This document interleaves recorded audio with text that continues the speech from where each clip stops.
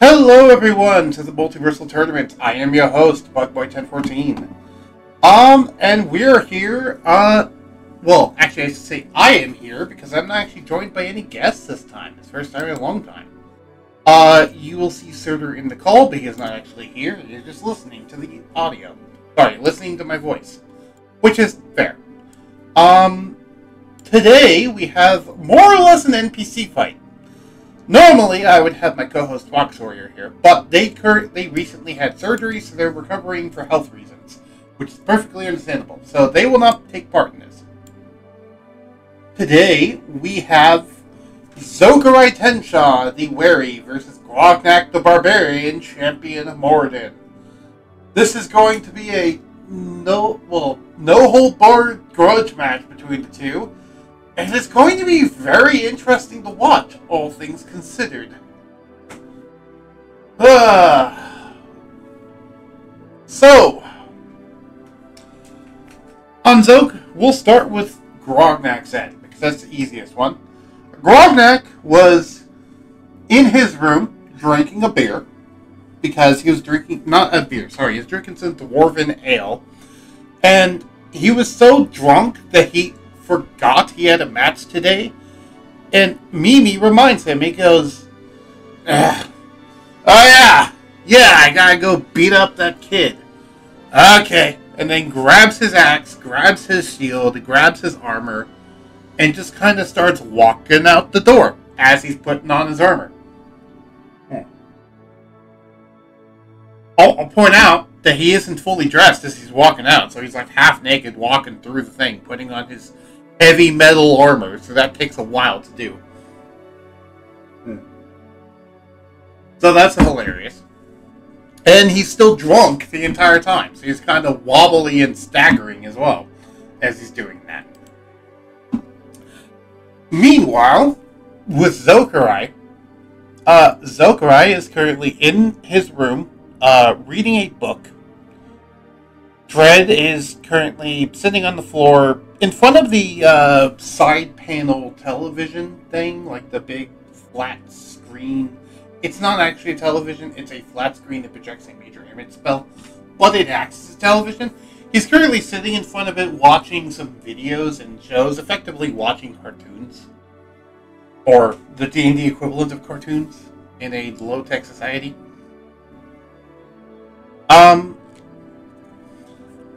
With Adam being in the corner. Adam, the big steel iron golem. Yeah, Dread watching cartoons is a very funny image. Do you think he'd watch, like, Tom and Jerry? I'm curious, like, what cartoons he'd be watching anyway. Knowing me, it'd probably be something like Fairly Odd Parents. But anyway, copyright infringement aside.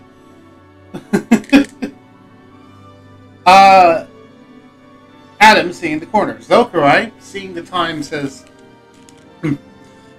"Adam, you ready to do this?" Adam nods and says, "Are you sure this is going to work?" He says, "As far as I know, there's nothing in tournament rules against what I'm going to do. You'll be able to join me for at least this fight, provided my strategy works. And I'm pretty sure it will work, I already asked."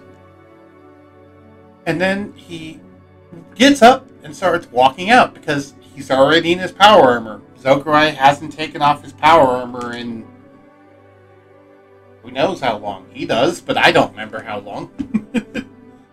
Pretty much ever since he made this stuff, he hasn't taken it off. Yep, Zokarye doing rules shenanigans, of course. I mean, it makes sense, though. So, Zokarye is walking towards the actual iron gates. And as he's walking towards the iron gates, he sees his opponent, Grognak, covered in their dwarven metal spiked armor, where every single part of their dwarven metal armor is just covered in, like, half-foot-long impaling spikes. Carrying around his big dwarven metal battle axe, known as the Axe of Dwarvish Lords, and drinking from a 1-liter bottle of dwarven ale in his other hand. And Zokarye just kind of sighs and says, this is going to be interesting. Gory Metal Armor of Thorns. Yeah, kinda. Yeah, it's the Armor of Thorns. In this case, it's Battle Ranger armor. Yeah.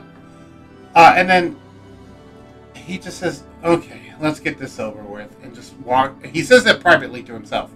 And walks in front of the Iron Gate. Grognak walks in front of the Iron Gate. Forgets the Iron Gate is there. Crashes into it on accident. Bumps into Zokarye. And then falls over before slowly standing back up. Zokarye is mostly unfazed and doesn't even really move in response to the push. Because he's in effectively a 2-ton suit of armor. So he's fine. Grognak lets out a loud burp and says, yeah, sorry about that. May the... you think you could stand up to me, elven boy?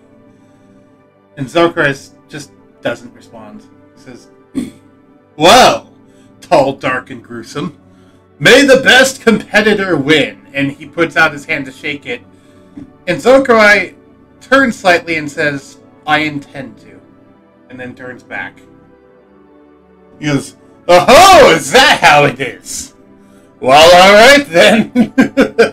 And then just starts drinking more. Yes, Grognak is entering this fight nearly passed out drunk. Lying down on the ground to the stage. He stood up before he said that, but that is a funny mental image. Okay. You think you can stand up to me? I don't know. How does the floor taste? Why, you little? Oh, Zokarye is thinking about that comeback, and he's like, damn, I should have said that. And then Zokarye looks down at a little green gem he has in his hands that he produces from his armor and just kind of holds on to it in his left hand. The Mimi bots come out and do the scan of them.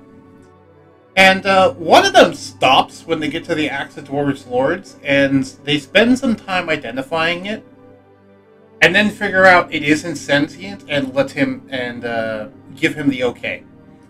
I say that because the Axe of Dwarves Lords does kind of have a sentience, but it's not actually sentient, it's just the will of Morradin, which is no different than having a god helping a cleric. In this case. So it's like, it's kind of, but it's also kind of not.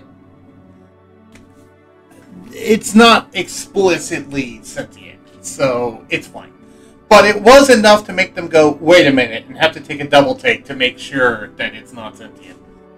Zokarye, that was fine, because he doesn't have any sentient stuff on him. Zokarye, as they're waiting for the iron gates to open, Mimi says to both of them, do either of you have a preference for which side of the arena you start on? Grognak says, I'm gonna take the right. And Mimi says, do you mean the left? He says, my right. Like, alright then. Zokarye does not respond to any of this.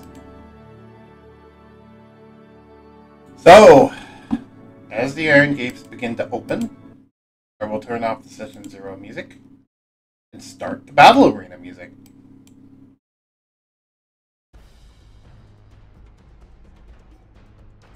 How is the music, by the way? Let me know if it's too quiet, too loud, anything like that.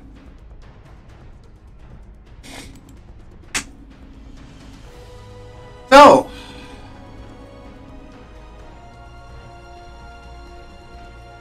as the iron gates begin to open and the sound of the crowd outside begins to cheer,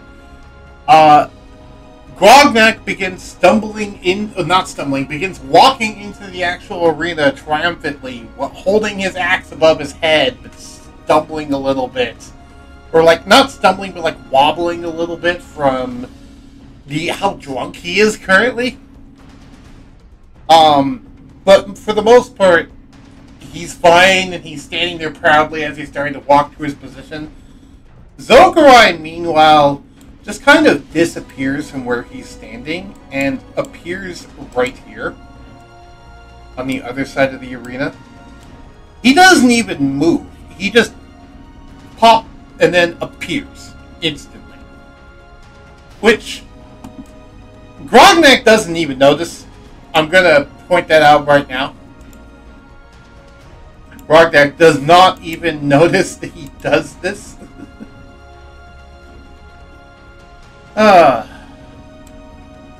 Too drunk to care, yes. Grognak, though, is actually not being dumb here because he does remember the competitive rule of you can start anywhere on your side as long as you're past the middle line. So he's starting as close to Zokarye as he can because he wants to get into melee as quick as he can. That is part of one of Grognak's goals. Zokarye, meanwhile, is staying relatively far away, but still on the platform. The middle line, by the way, is this center line here on the platform. That's the middle of the arena, as far as I'm able to tell. As long as, like, if you start on the left, as long as you're to the left of that middle line, you're fine. As long as you're to the right of it, you're fine. But if you, like, try to go here, for example, that's not allowed. But, like, here is fine. Anyway. Alright, though, standing over here. So, as Grognak gets into position, Mimi says, Mimi puts her hand up to calm down the crowd and says, both gladiators will be given 1 minute of preparation time to prepare themselves for the upcoming fight, and then the fight will begin. Grognak takes this cue, smirks, and then uses his giant size ability. I'm trying to remember what it's called. The Rune Knight Fighter ability to let himself turn large. Which, yes, will multiply the damage of his attacks, I also realized. So I actually need to edit this.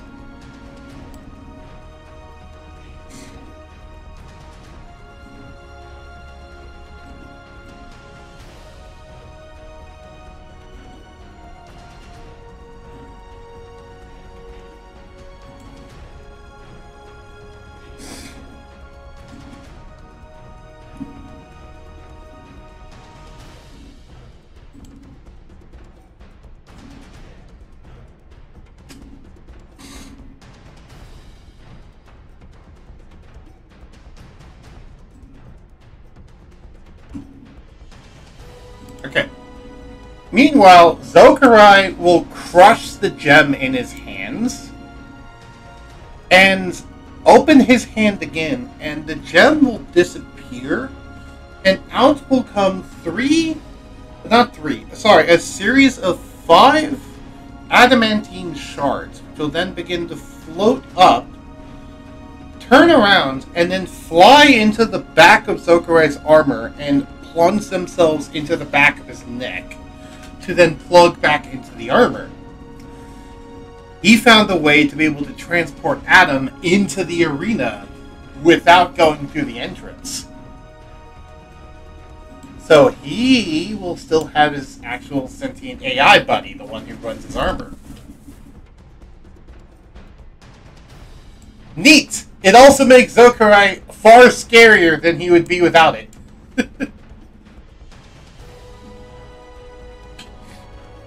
If you're wondering what the specific spell was for that one, I can tell people off camera. I'm not going to tell them on camera.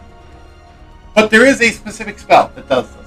I will go ahead and tell you. If you want to try and go figure it out, try to go figure it out while I'm here. But Zokarye found the spell, bought a book specifically to learn that spell, and then use that spell. He bought it during the tournament and learned it during the tournament. So he spent like a week of time during the tournament just reading that book to get that spell. because they realized it's specifically going to be useful in the tournament. It normally wouldn't be useful outside of it, but anyway. So, with that being said, time to roll for initiative. This is the first time I've had to roll for initiative with no one else here. Again, this is going to be entirely me doing this, so this will be interesting. Where, there's turn order. Like, where's the new initiative thing? This is the first time we're using the new Roll20 UI on camera, by the way.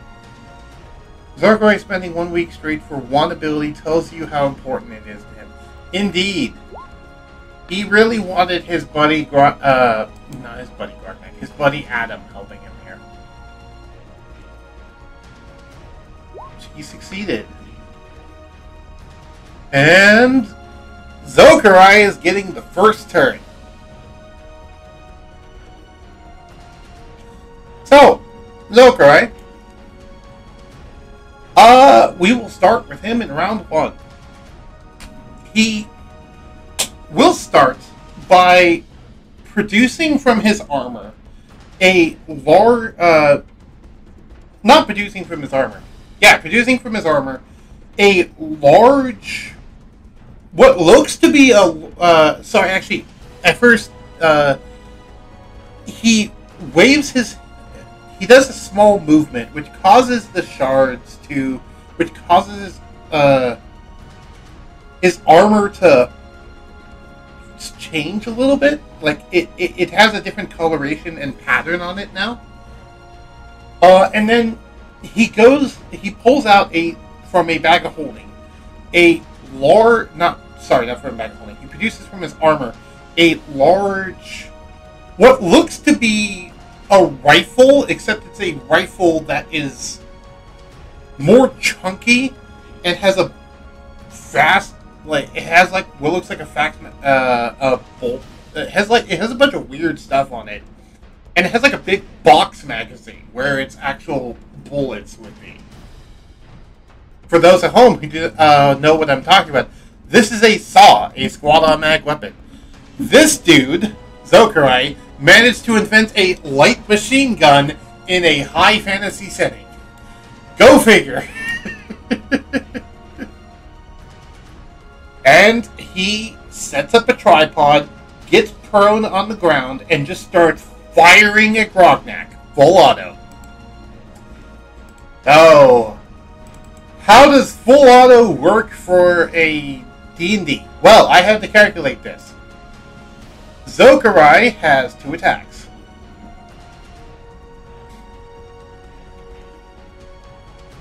Because I'm pretty sure... Does he have 2 attacks or 3 attacks? I forget if he has the extra attack feature. Does he have extra attack?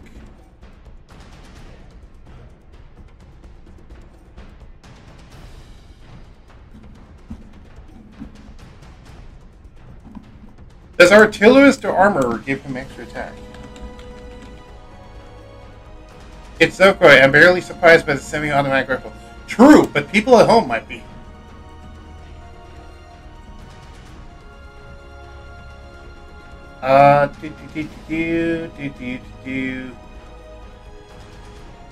No. What about armorer?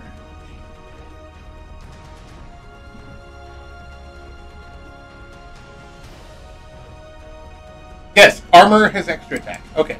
I forgot to drag down a sheet. I apologize. So he actually gets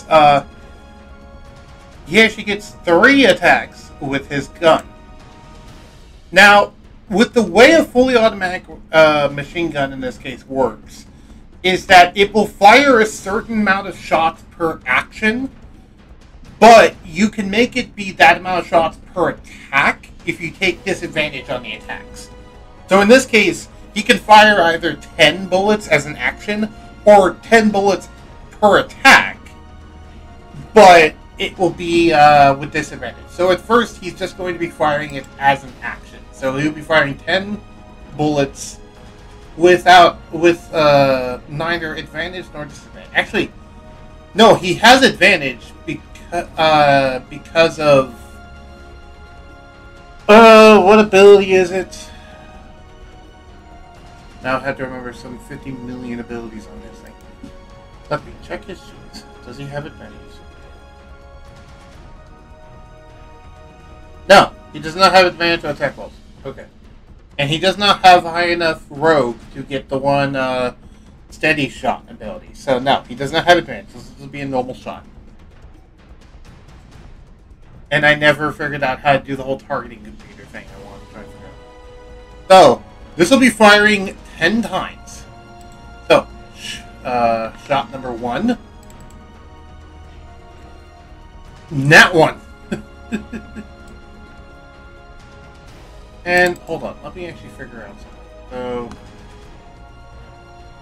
yeah, Nat 1 is a 17. He has a plus 16 to hit.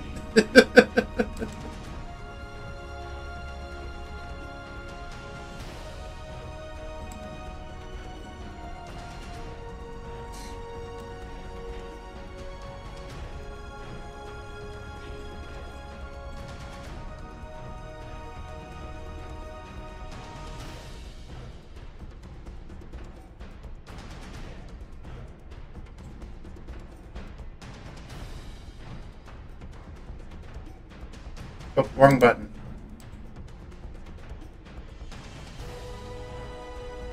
Yes.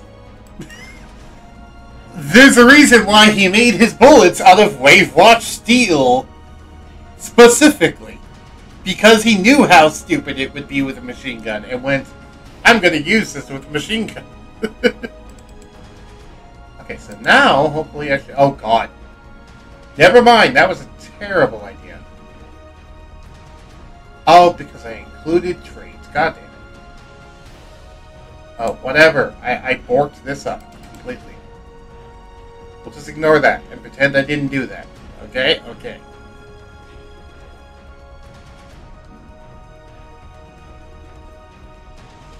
Second one.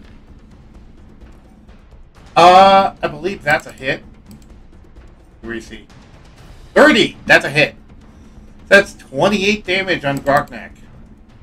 Except Grognak is going to use a reaction to gain temporary hit points equal to one roll of his constitution, one roll of his hit die plus constitution. So 1d12 plus 8. Because his con is 60. Had gained 14 temporary hit points before getting hit. However, which means that he has... Does he naturally have resistance?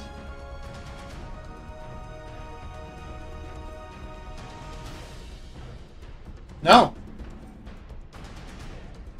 And he's not raging yet, so no. Fair enough.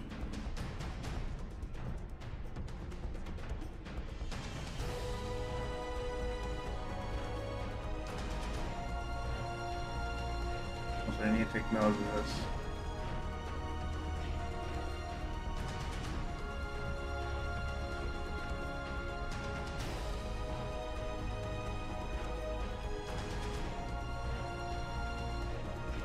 Okay. So he took 14 damage.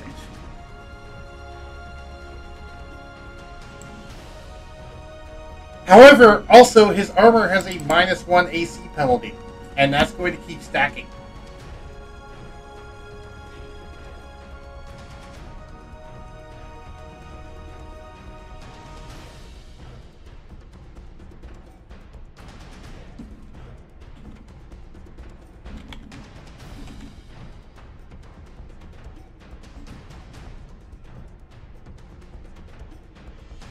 Okay. I need a quick way to be able to do this. Attack number 3. Does that one hit? Yes. So that's more piercing damage.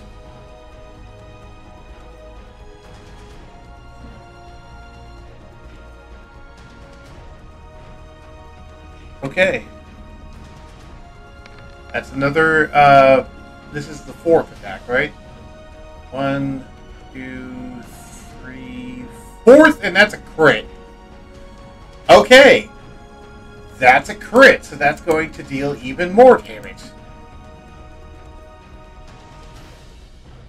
Also, by this point, I'll also point out these are also dealing double durability damage, and his shield is destroyed by this point. More than likely, because Grognak had a shield, but it was a normal shield.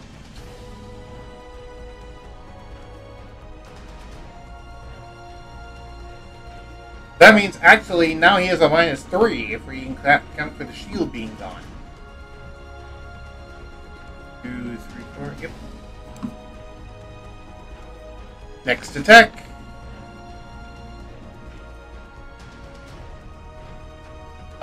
Now that's a hit, because his AC is low enough.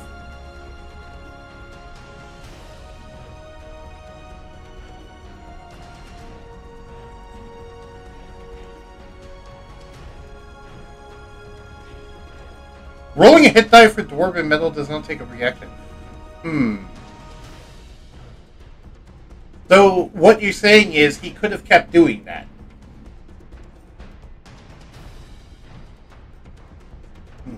Let me double check. I think I know why we argued this. It was because what is it that you're actually doing when you do it to do the reaction? Because like usually a reaction requires you to be doing something. In this case, it's just an innate part of the armor. So what are you doing? In effect, whenever you take damage from an attack or effect, you expend 1 hit die to gain number of temporary hit points. You can't use modifier plus that before you take damage. Right, and actually, I just realized something. Doesn't that also go with the one Dwarven ability? Not the Dwarven, the one Barbarian ability. Wait, no, I'm thinking of the Rogue ability of Uncanny Dodge. No, Dwarves don't get Uncanny Dodge. They'd be even dumber if they got Uncanny Dodge, but they do not. Okay, so I should have been rolling, so that's 1, 2, 3... So, let me roll that 3 more times. 1d12 plus 8. 1, 2, 3.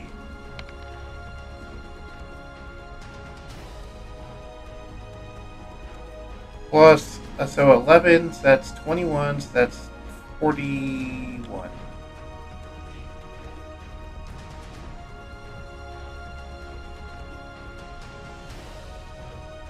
Right. Overall, he's actually weathering the hits better than I thought he would.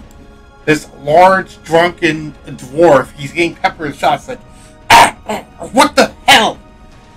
Fight me! And Zokarye says, that's what I'm doing, idiot, as he's still firing more bullets.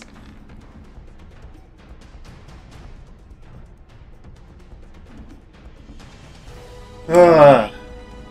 35, and then, so that's more damage. He says, you fight like a cowardly dwarf. He says, well, I'm not a, Zokarye says, well, I'm not a dwarf, so duh.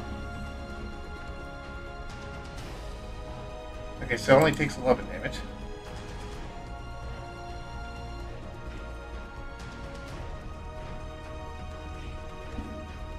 One, 2, 3, 4, 5, 6.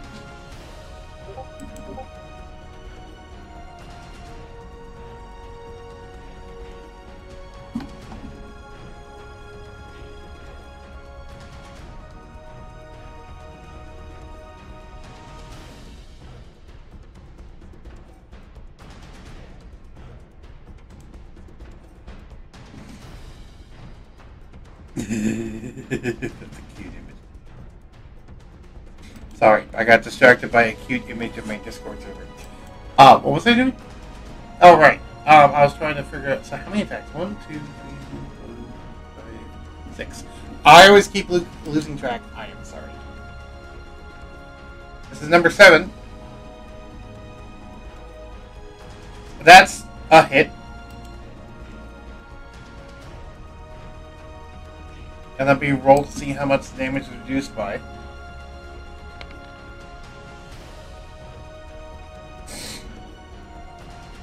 Okay. That means it only took 8 damage. Overall, Grognak's weathering these attacks quite well. It's just his armor is just disappearing. Number 8.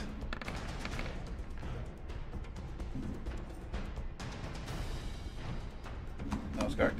For 8. That's a miss. That one is a miss because he has 23 AC, not 22. And it only does the -1 penalty if it actually hits. As in, does damage to the target, not just hits the armor.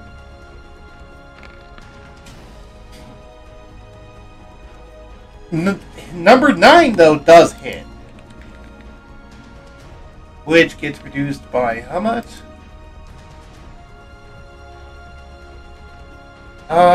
15. So it's only 13 damage.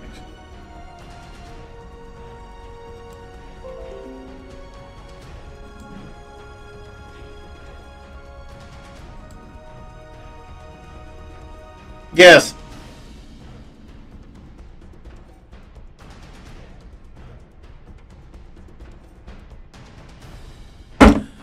Notable thing about Wave Watch Steel. It is stated to work on unarmored defense and natural armor. So it will even work on your mage armor spell.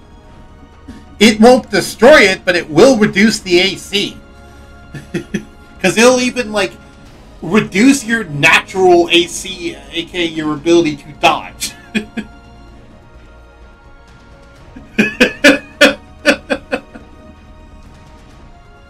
Because it says right here, the target's armor is damaged. It takes a cumulative -1 penalty to AC if it offers, as the Wave Watch Steel cuts through it, as well as doubling the durability damage.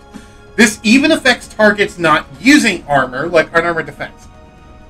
This reduction lasts until the armor is repaired, if granted armor, or the creature finishes a long rest, if it's natural armor or unarmored defense. Now, I expect the materials for like half of a fight, and the armor will be gone. Fair enough. Grognak's armor, though, is still alive. Like, it's shot to pieces. Okay, it's not necessarily in pieces yet. But, it's shot the hell up, but it's still alive. How many shots is that? 1, 2, 3, 4, 5, 6, 7, 8, 9.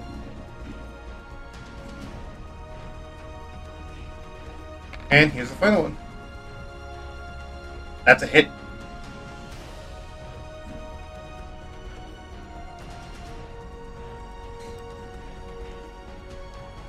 And then reducing the damage. Here's a question, Surtur, that you need to consider.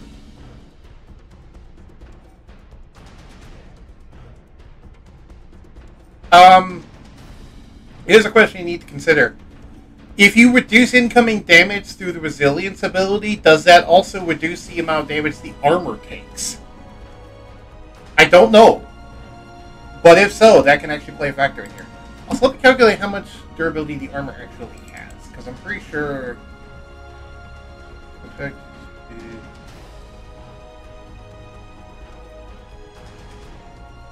Yeah, items crafted with it have 2 times the HP. His Dwarven Metal Armor has 2 times durability, and he is currently a large creature. So if we go to Object... It's not damage, it was just... it's not reduction. Right. It's gaining temp HP. I forgot. So no, it does not apply. Object hit points. So it would have 50, probably 500 magical armor. Yeah. So 27 times 2 is 54. And then times 10. And then it's also mastercrafted armor. So it also has resistance to the incoming damage for the first 50 shots, because it's durability mastercrafting. So it's taking half damage from all these shots. Yeah. It's dinged up, but it's alive. Because it's built, Grognak, basically, he wanted his armor durability because he wanted to be able to fight wars in it, and indeed, he's fought on the front line on battlefields before. So he's been firing in, like, areas where he gets shot by 30 arrows on you on the regular when he's in those battles. Granted, it's been a long time since he's been in one of those battles, but he's been in battles where, like, he gets shot by, like, 40, 50 arrows and walks out fine.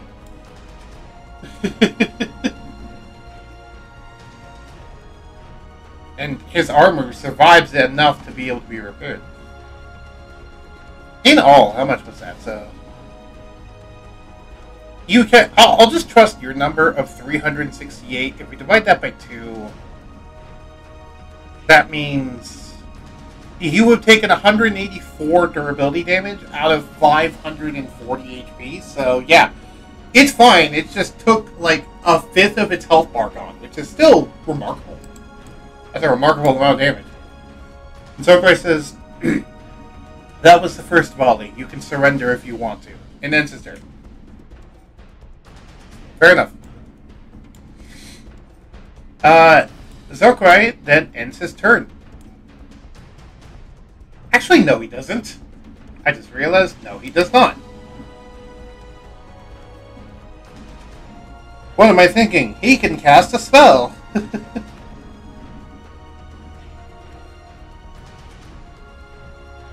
He's then going to use bonus action to cast Fairy Fire on Grognak.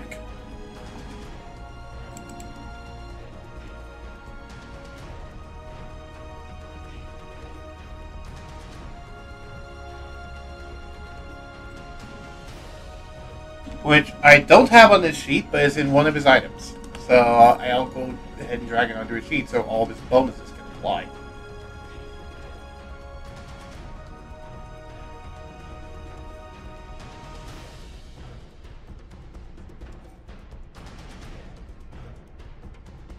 Are you taking notes for when you eventually fight him?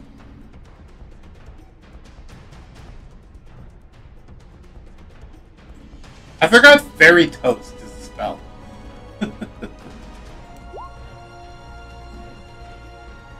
What's the save DC? 25! A save DC of 25.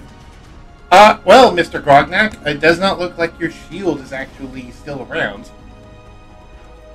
But, thankfully, you're quite good at dexterity saves. I did not mean to roll that twice. So, you passed.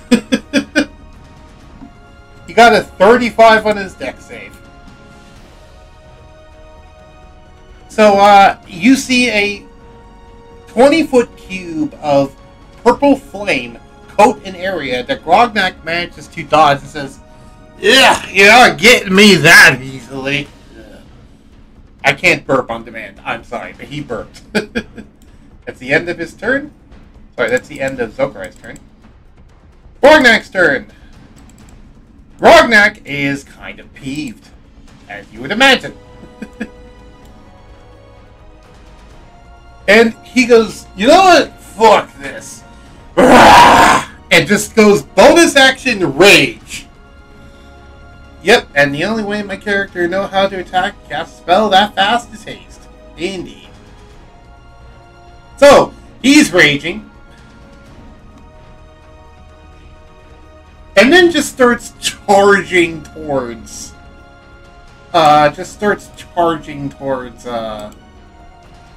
Zokarye.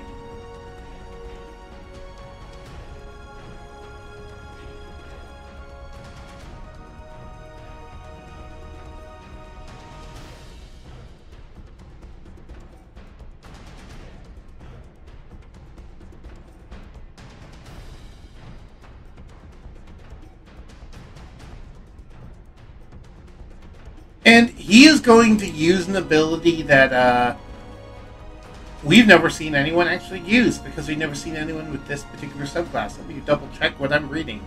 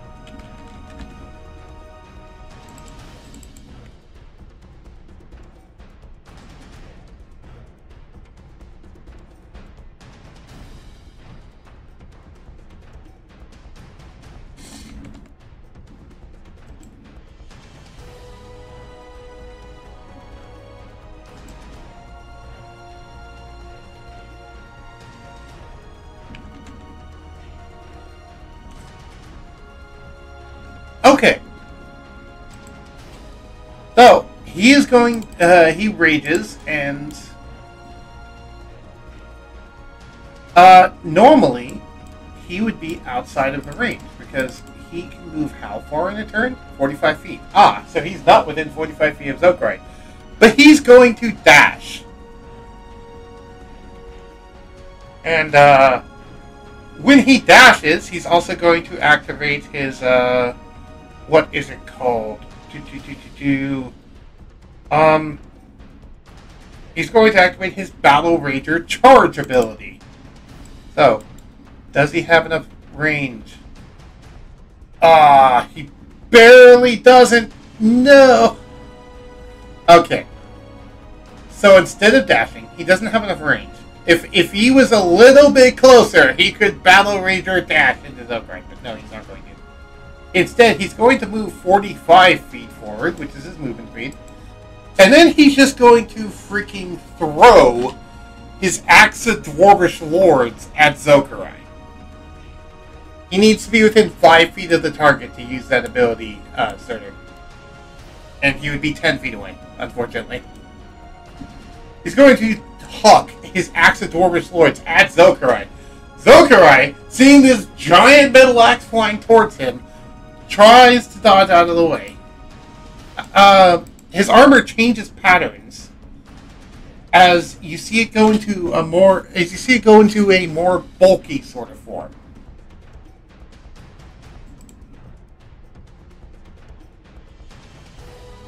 What could that mean? So, I will go ahead and throw this. No! He used his bonus action to rage, so he can't use his bonus action to dash, unfortunately. Just huck this freaking axe.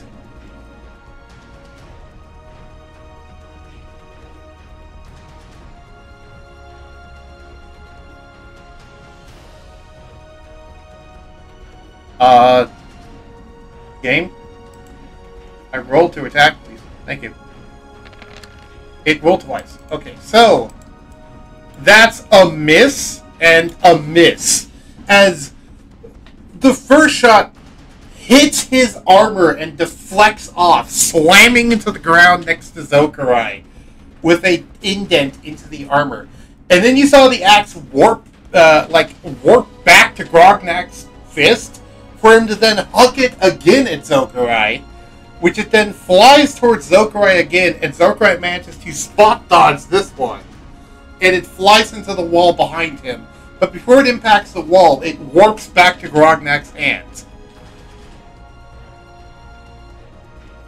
Yeah, it's one of the closest things you'll get to Thor's hammer in D&D. And Grognak has it.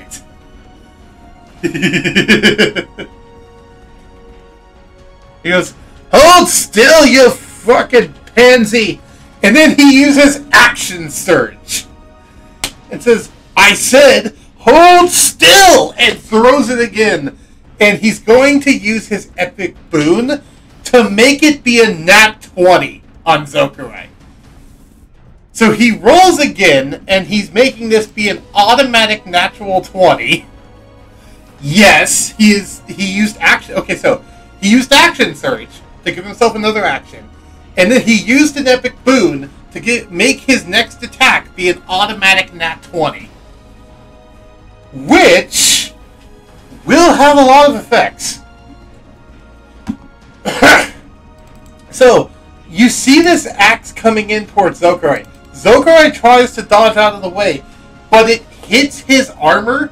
And his armor tries to stop it, but it, turns and warps and hits into his armor, and then slices right through his armor, slicing off Zokarye's left arm, which flies away from him in the actual arena. Zokarye's missing an arm now. His left arm is gone. Well, it's not gone. It just flew off 30 feet that way. As the Axe of Dwarvish Lords also counts as a weapon of sharpness, and weapons of sharpness work a little differently in my campaign, but even in the original, they can still lop limbs on natural 20s. So, Grognak, let me roll damage. Are you going to naturally give me a crit, or am I going to have to roll a crit twice? Or am I just going to have to add the damage manually? I'm probably going to have to add the damage manually, aren't I?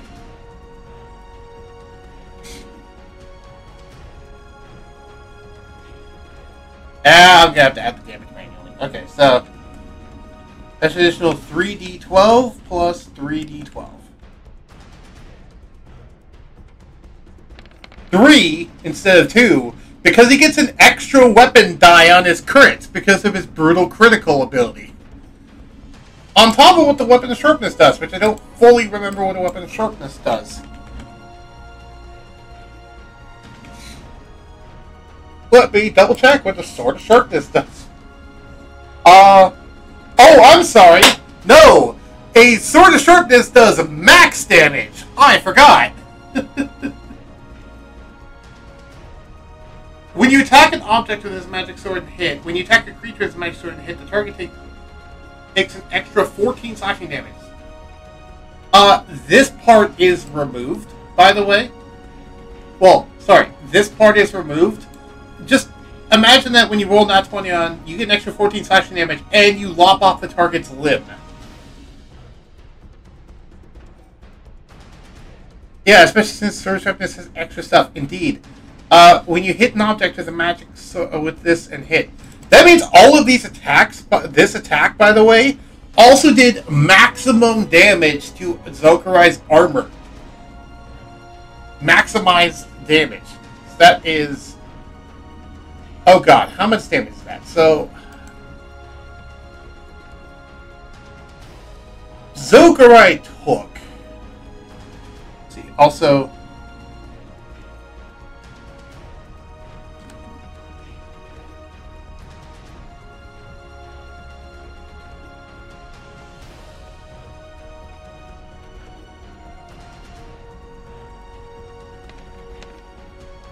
Okay, so Zokarye took 24 plus...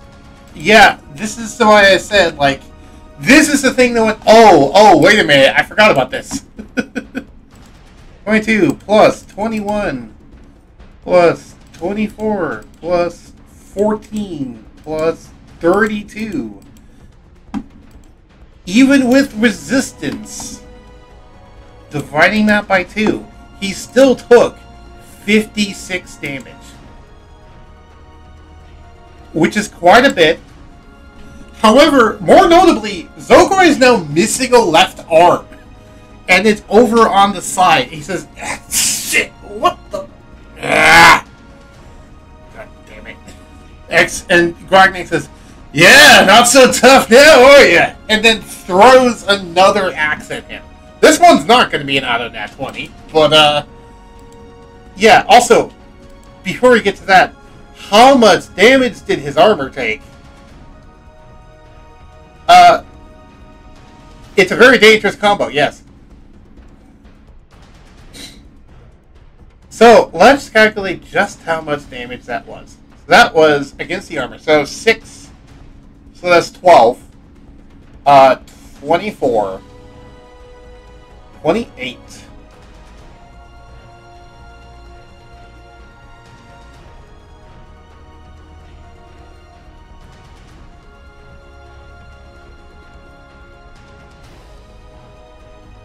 76,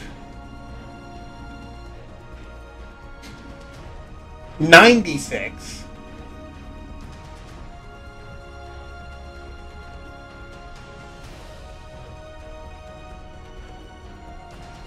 156, 216.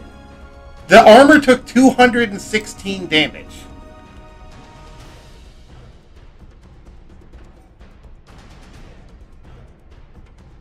And that's because we are maximizing all the damages against the armor. Yeah, that was, granted, that was from a crit that also did extra. But still, that's a lot of fucking damage to Zokarye's armor in one hit. You could argue half that because of adamantine and stuff, but still, that's a lot of damage. It's not a lot for Zokarye's armor, but like if it was regular armor, he would have shredded through it. And again, Zokarye's missing an arm. Anyway, so he throws another shot.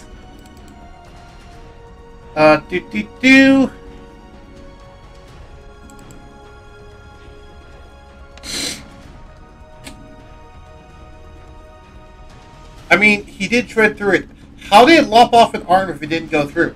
It did go through. It lopped off an arm. It didn't damage the armor super well, but it did. It did lop. It basically went in the joint between his shoulder pauldron and his chest plate. There's like a little vulnerable zone there that hit the weak point and hit perfectly right on the spot to slice right through the weakest point of the armor there. That's effectively how I'm going to say it narratively worked. But at the end of the day, this is an artifact and a very powerful magic item. You could just hand wave this and say magic. You know? As far as I know, Zokarye does not store anything in his arms other than tubes that go to his armor that lets him dispense stuff through his arms.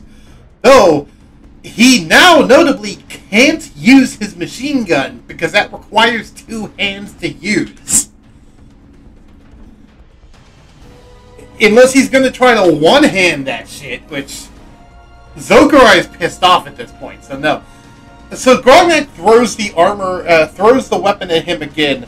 Zokarye, now actually angry, just headbutts the axe out of the way instead of dodging out of the way, taking no damage from the attack as his armor is more durable than it. And he says, I'm going. Zokarye says, I'm going to end you. Grognak says, not so tough now, and ends his turn. Zokarye has had enough of this shit. Zokarye is going to use a bonus action to teleport behind Grognak, and then use his action, still bleeding from his left arm, to just punch Grognak as hard as he can in the back with his right arm. And he says, as he does this, he yells, "Die!" as he just dumps charges into Grognak. So, I found a certain magic item that, okay.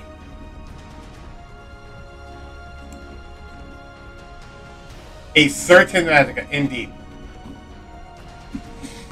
Let me look in my notes.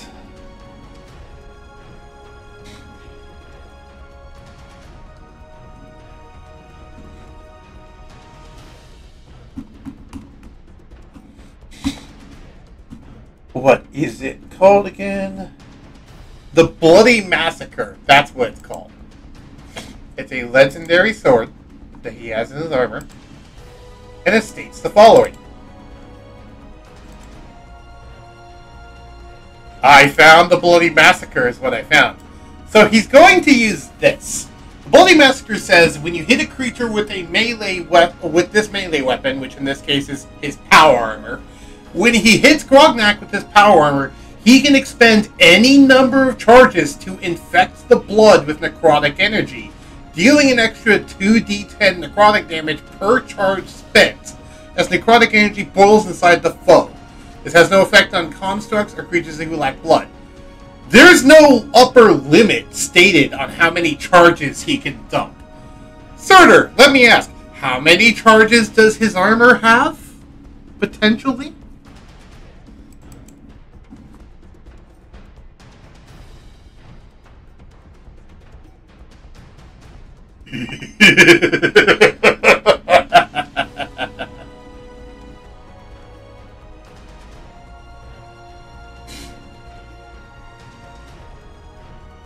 Probably. Except in this case, not so much, because it's not. It might cause Grognak to explode. Is kind of what we'll see. We'll see. He has to hit. That's the important part. He has to hit with his melee attack. So, I don't have an unarmed attack programmed into him. Great. Let me program a quick unarmed attack. Which is higher, strength or dex? Strength, because you have the belt of Storm Giant strength. I forgot about that. Unarmed punch. Strength. We'll say it's +3 because he currently has a +3 weapon in there.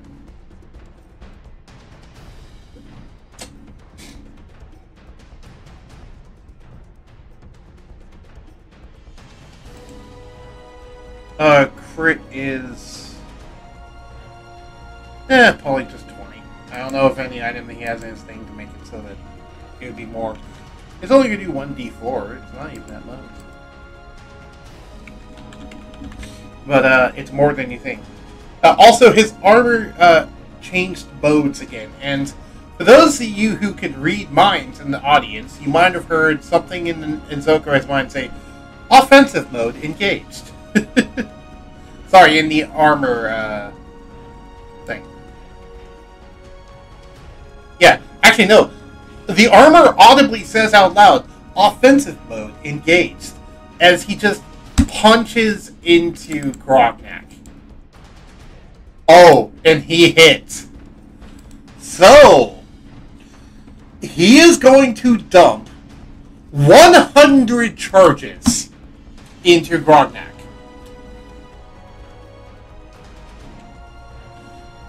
Are they D10s or are they D12s? They're D10s. So, it dealt 13 bludgeoning and 200 D10 necrotic.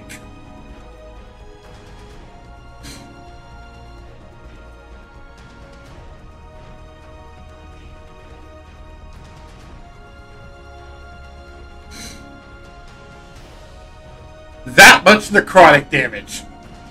Which Grognak's going to try to use his resilience against it.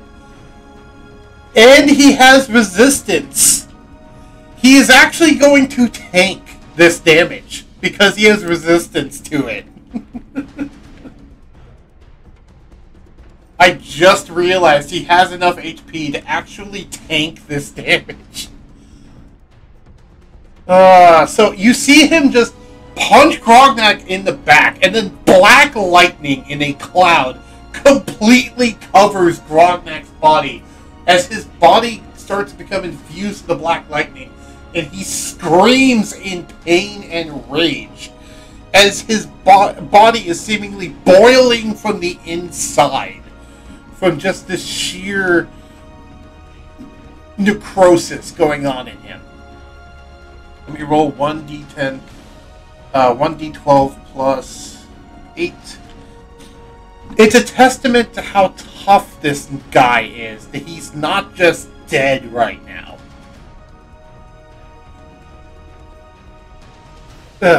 So, minus 13. No, sorry.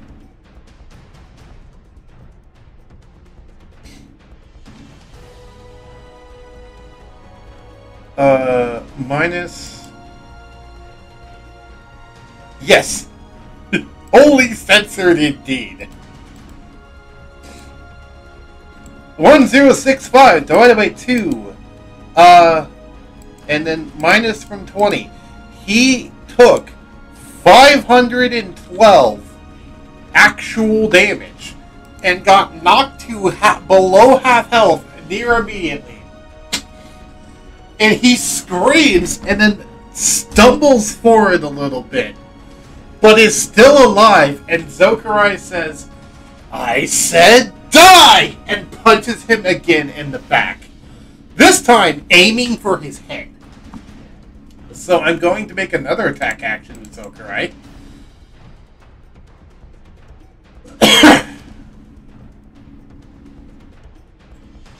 This one also hits. And he is going to dump... how how many charges do you have in your armor?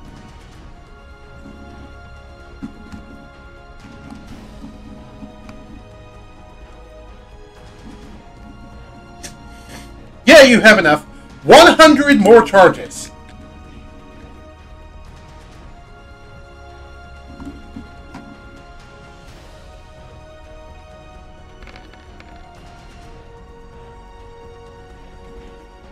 That's another 1,070 damage.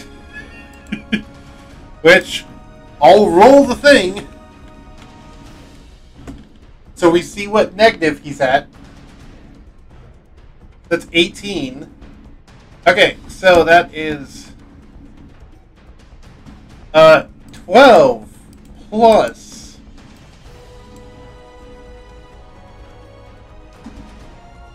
1,070 divided by 2 minus 18 equals 523. Grognak gets knocked below 0 hit points to negative hit points. Yes, notably, his armor is not taking this damage. This damage is happening in his body, not in his armor. So his armor is fine. Yay for caveats.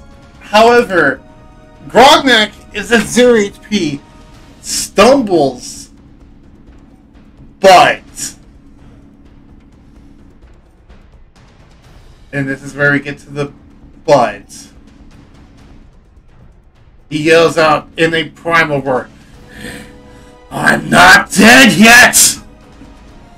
As he uses, what is it called? Is it persistent rage?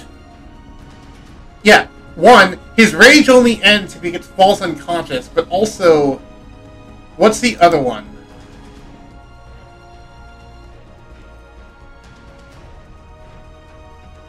Oh, I forgot. Berserker's Fury. I forgot he has Berserker's Fury as well. Which says, if you're raging and you get targeted by an attack by a creature within range of your weapons, you can make a weapon attack against the creature. No reaction required. With a simple melee weapon. Meaning, he's been attacking Zokarye back with the actual axe. Which we'll get to in a second. That's been happening. But, I also need to find the other ability, because there is another... is it Unstoppable? Yeah. When you choose to become unstoppable, if you do so, for the duration of the rage, you speak up, you reduce... No, that's not it. Where is it? Rage Beyond Death. There it is. The divine power that fuels your rage allows you to shrug off fatal blows. While you're raging, having 0 hit points does not knock you unconscious. You still must make death saving throws, and you suffer the normal effects of taking damage while at 0 hit points. However, if you would die due to failing death saving throws, you don't die until your rage ends, and you die then only if you have 0 hit points. If you roll that 20 on death saving throw, then you regain up to 1 hit point, and no longer have to make death saving throws. Notably, because it says that he will only permanently die if his rage ends, and something else said his rage only ends if he falls unconscious, which he won't do for being below 0 hit points.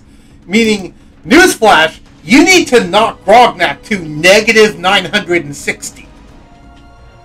Because there's no other way to get his rage to end. Newsflash, the boss has a second health bar. So, and Grognak's like, as he's saying, "I'm not dead yet," he says, "I'm not dead yet," and strikes back on Zokarye. I think that negative HP is nerfing Grognak. It is. Otherwise, he'd be entirely unkillable if it wasn't for that. Because how would you kill this man? You'd have to put him to sleep, which... I don't know if you can do insert sun down a joke. I'm fucking invincible! Indeed. Shenanigans like this are part of why I added in rolls for negative HP. So. To be fair, though, the rules for the negative HP thing have kind of already been a thing in D&D. I mean, okay, negative HP is not a thing. But the rule of if you take damage equal to or higher than your maximum damage, it's fatal, is a thing in normal D&D. I just modified it. Anyway, during this, though, he's actually been using his axe to attack Zokarye back. Because of his one ability that lets him automatically make a melee attack against someone who attacks him while they're within range of his melee weapon. Sorry, while they're within range of his weapon. Doesn't even need to be melee weapon, he just needs to be reaching. Not Zokarye sheep. Grognak.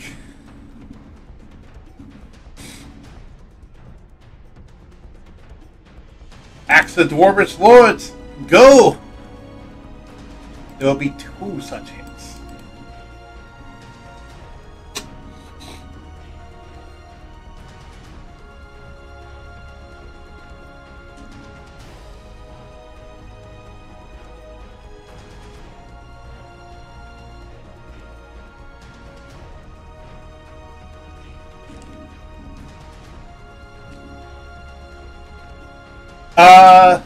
So that first one is a crit.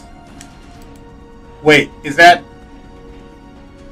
No, that rolled a 19. Okay, that's not a nat 20 crit. Holy shit if it was, though. But no, that's not a nat 20 crit. That's a 19.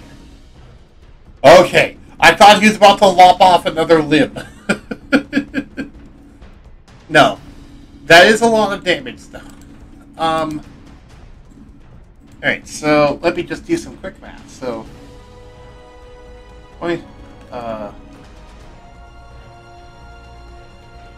7 plus 24 plus... Oh wait, I just realized. I forgot about the damage reduction on Zokarye. Zokarye actually took less damage earlier. Because he has 21 damage reduction. Currently he has 16, but normally he has 21 damage reduction.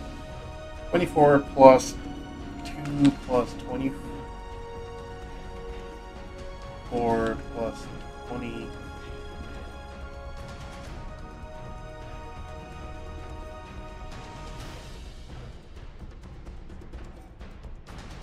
Oh! I programmed the in wrong.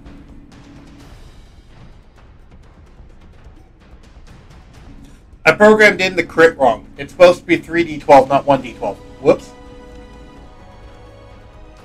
Oh, whatever. I'll take the average roll. So I'll add in 13 to that. So that's 15 plus 20 plus... Oh, wait. Oh, yeah. Plus 24 plus 15 plus 20 plus 24.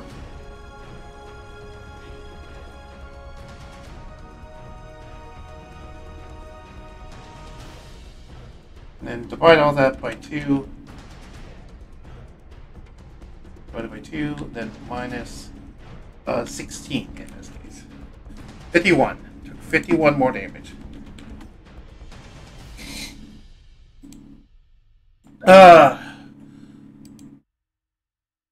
So these attack back, and then Zokarye says, "Why won't you die?" And then Zokarye, as his final third attack, will replace the attack with an improved breath weapon to breath weapon Grognak.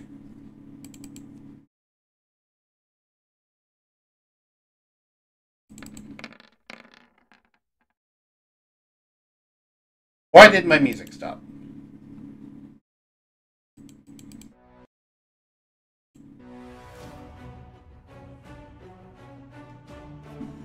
Yep, this is good. Final boss music. That's a good one. Okay. So that did, it says DC 14 save. Ignore that. That's actually supposed to be higher. Uh, what's the save currently? The save currently is... Because I never updated that save from when I gave Zokarye better stats. That's from back when he was being controlled by the other guy. I never actually updated his breath weapon. That's DC, so that's 6. Swap to stream directly. Thank you. You can listen to music. So it's 8 plus con plus proficiency. No, not 8 plus... it's just 8 plus con. No, it's 8 plus con plus proficiency. And then plus his magical save bonus, which is 7. So that is 8 plus 7 is 15, plus 6 is 21. Plus 4 is 25. So it's supposed to be DC 25. However, it's a DC 25 dex save, which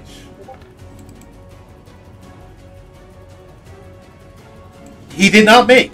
So he is going to take more. He's going to take force damage to the face.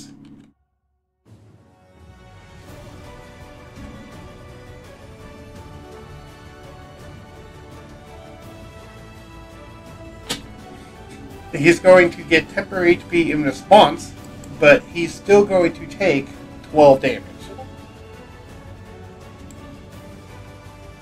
And he automatically counts as failing 1 death saving throw as a result of this. Because he took damage while being dead. Any spells active on Grognak?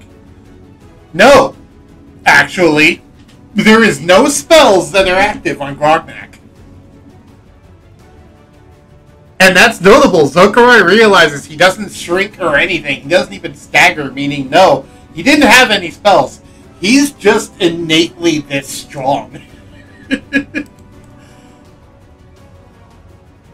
Zokarye says, crap, I'm going to have to think of something else to do. And he begrudgingly, he uses his movement to try and move away. Zokarye tries to move away.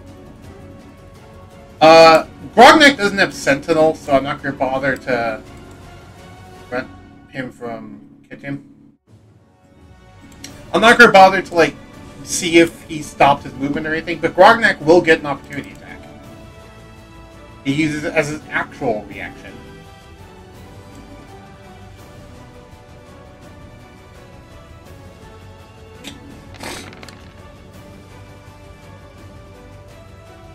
And that misses. And then Zokarye's armor changes back into a more blocking mode, as it were. And ends his turn. Grognak turns around and says, "What, you not so hot shit anymore, boy?" And charges directly into him with like a raging juggernaut. He uses his bonus action to dash. And bonus action dashes directly into Zokarye and tries to impale Zokarye in his spiked armor as part of the dash. So, I will get to make 2 weapon attacks with the spiked armor as part of the dash. Not his attack action, it's just part of the dash.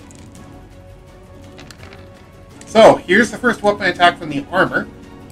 That's a 26 to hit, which does not hit. And then here's the attack from the other armor, which, oh hey, that's a crit.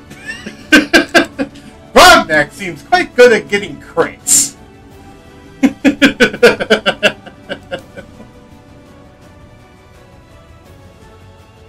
Oh boy, okay. 32 plus 23 plus 18.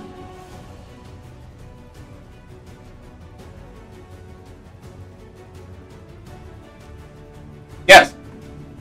It won't end up mattering, but yes.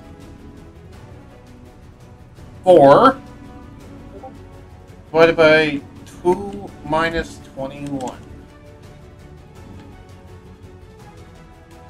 Oh, right, because I didn't put the R. 17.5.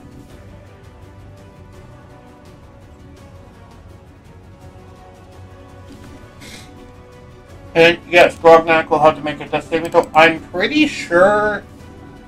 Yeah, he has advantage in death saving throws thanks to the Die Hard feat that he has. Which, yes, he has a feat called Die Hard. Also, notably, he regains some hit points. Because he has the ability Survivor, which in my campaign also works when you're below 0 hit points. Yeah, and he has advantage, so he has 2 opportunities to do it. But he gained an amount of hit points equal to 5 plus his Constitution modifier. So he gained 13. Anyway. Are either of these a nat 20? Are you kidding me? He rolled a nat 20. Grognak is at positive hit points again. And now he has his attack action.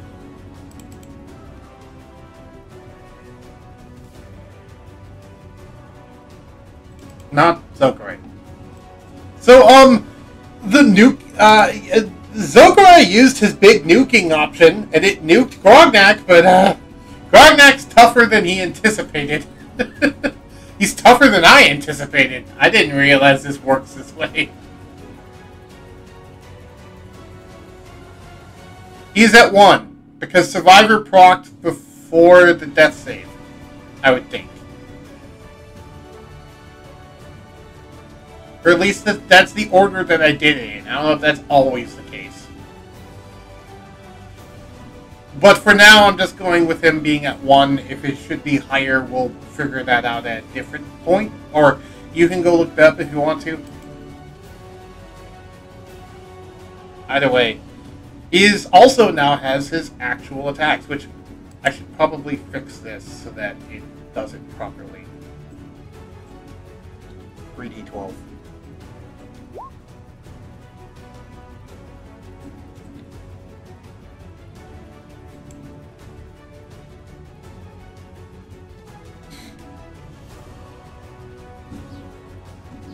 Also, I just realized, yeah, completely discount that roll.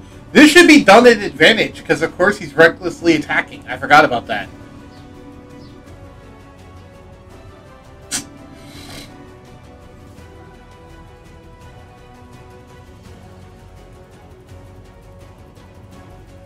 Oh, I also forgot about Relentless Rage, which said that if he would end up dropping to 0 hit points, he can roll a Constitution, a DC 10 con save, and if he passes, he drops to 1 instead, and the DC on that increases by 5 each time he uses it. I forgot about that ability. So he might have not have even dropped to 0. Or below 0, sorry. Either way, doesn't matter. I'll say he forgot about it too. Even though it's not, that's not how it works.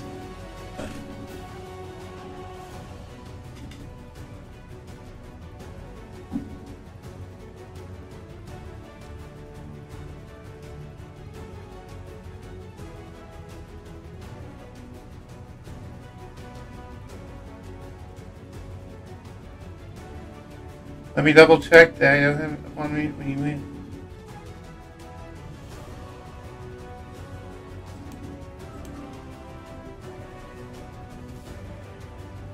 Also, by the way, all of his melee attacks have the siege property, meaning they're all dealing double damage to objects.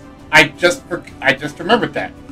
All of his attacks are dealing double damage to objects. Meaning Zokarye's armor is actually taking quite a bit of damage.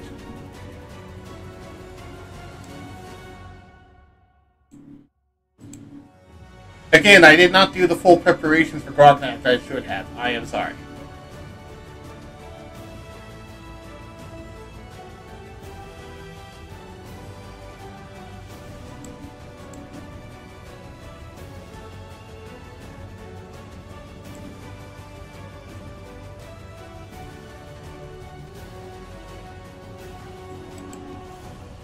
Also, he has that ability from Berserkers.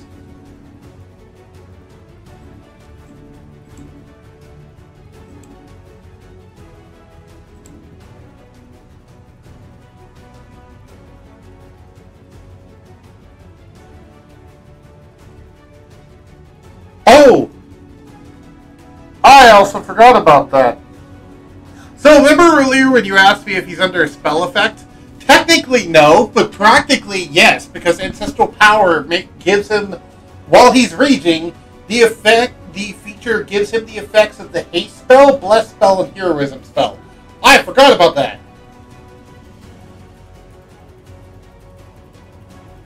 Because he entered the ancestral power transformation. I need to go mark that in his sheet. I never marked that in his sheet.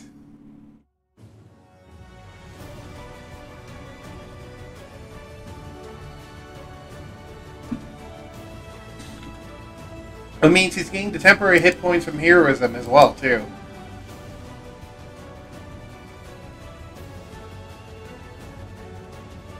So, they weren't dispelled, but yes, he technically does actually have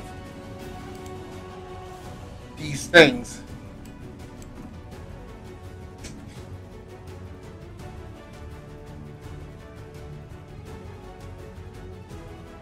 This is why I wanted to do a cheat sheet on this. To be fair, though, I ran out of time. That's part of the reason why I didn't do it.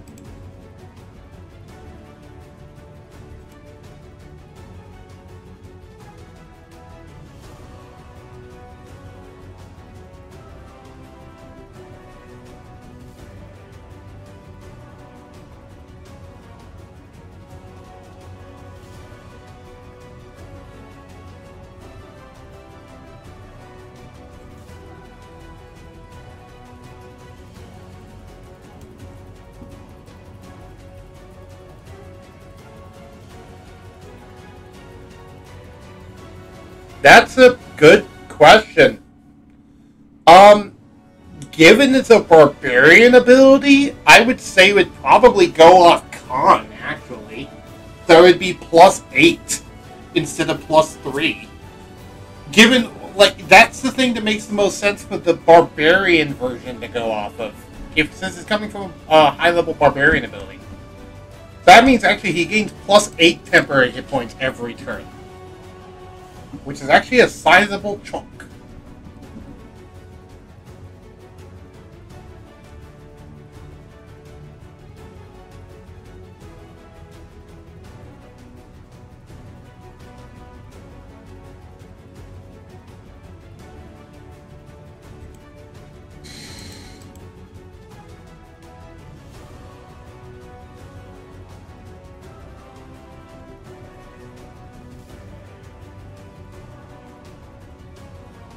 Also, yeah, when he deals an attack that deals slashing damage, he can reduce the amount.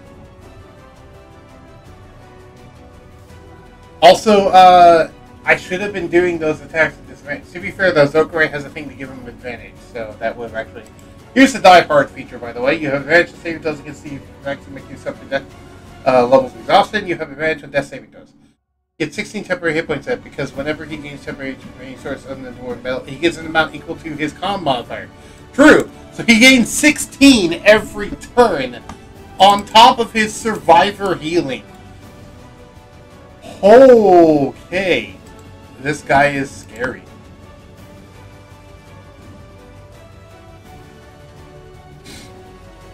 Anyway, whose turn is it? Oh, right, yeah. I was going to make the attack action with him.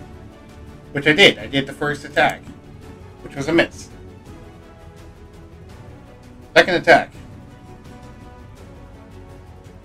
Please don't be a crit. Please don't be a crit. Please don't be a crit.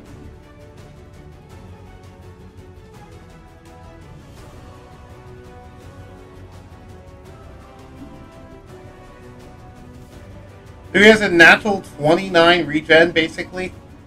Okay. Yeah? Yeah? On top of the fact that you need to knock him to negative, and if he has advantage on death saves, so good luck keeping him dead. Oh, this will actually take a while. I forgot. 38 does not hit. He is recklessly attacking at this point. And he's just swinging as hard as he can with his axe towards Zokarye. 37 will not hit, and then he will make an, and then he gets a third attack. This time with the armor, Because whenever he takes the attack action, he also gets a bonus attack with the spiked armor. That one doesn't hit. So none of these are hit. So he's like swinging at Zokarye, and Zokarye is like dodging and then like deflecting off, and he's pummeled by the spiked armor, which does impact his chest, but doesn't actually cause damage to the armor. And Zokarye is relatively undamaged, but he's still missing an arm, and he actually seems to be a little intimidated. Grognak, though, has done everything he can on his turn. That is the end of his turn. So we are now at the top of round 3. This is Zokarye's third turn. And Zokarye actually has to think for a second because he used up his main nuking option. He thought if he dumped a bunch of charges into Grognak, Grognak would just die. And I thought so too as a DM. I didn't realize. I underestimated Grognak. Zokarye actually needs to pull into his toolkit and figure out something else to do. Your left arm is missing, so you can't use your machine gun.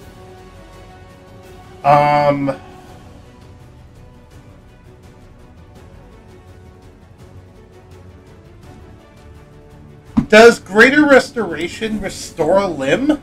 Actually, that's a good question.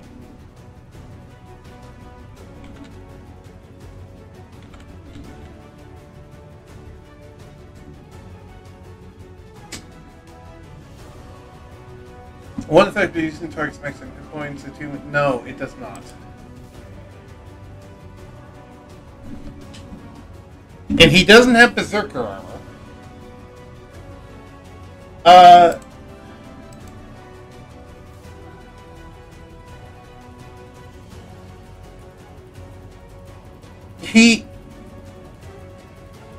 Zokarye uses... Okay, so Zokarye will use a bonus action.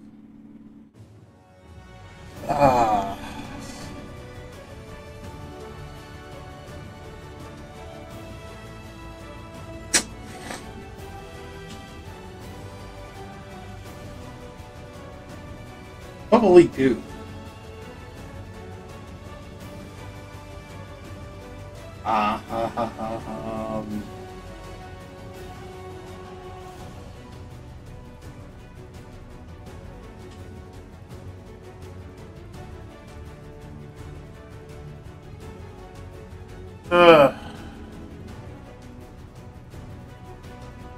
Zokarye will use his action to teleport. And he will teleport over to where his arm is, which is over here. And then he'll use his interaction to pick up his arm and then place it onto his shoulder, which he then uses a bonus action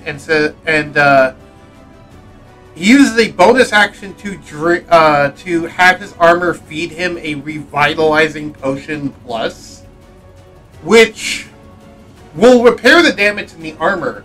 And while it won't give him his left arm back, well, while it won't actually repair the damage to his left arm, as in his left arm is still organically cut off, it will reattach the arm to his armor, meaning that the left power armored arm can still move through virtue of the power armor, but his organic limb is still cut off. Like, it's just kind of held there, and the powered armor is the one moving it. What this will mean is that he can use two-handed weapons again, but he'll have a disadvantage on rolls with them, because he's not actually moving his arm. It's the armor is moving his arm where he wants to move it. I need to ask, to be fair, was Zokarye concentrating on anything at the start of the fight? No. Zokarye was not concentrating on anything at the start of the fight. He did not put any buffs on himself for this fight. One, he didn't, because he doesn't want anything to be a liability like that. If he has a buff on himself, he wants it to be permanent and not something he has to worry about concentrating on. Yeah, and the AI control the powered arm. Basically meaning that he can still kind of use it. He just will have disadvantage.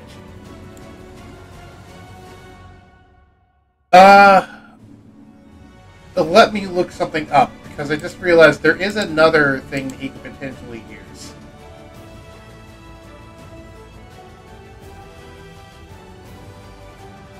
Do we have rules for that yet? No, but do we have rules for that?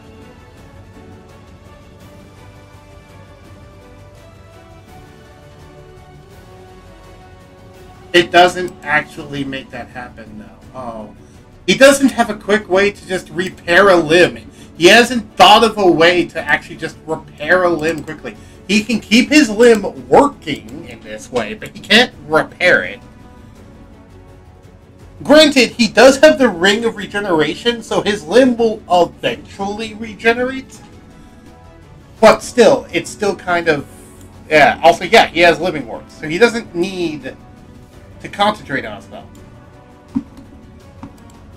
So he used his action to teleport. He used his bonus action to drink that potion which repaired the armor, and used his interaction to pick up his arm and hold it in the right place, so that when the armor repaired, it reattached the powered arm.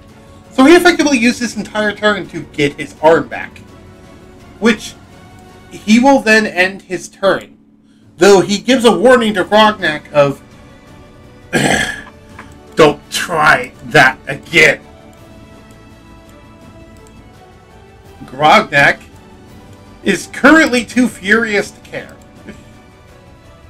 So, you'll gain another 13 hit points. And, oh great. Well, my TV turned off, so things are going to get weird on stream, everyone.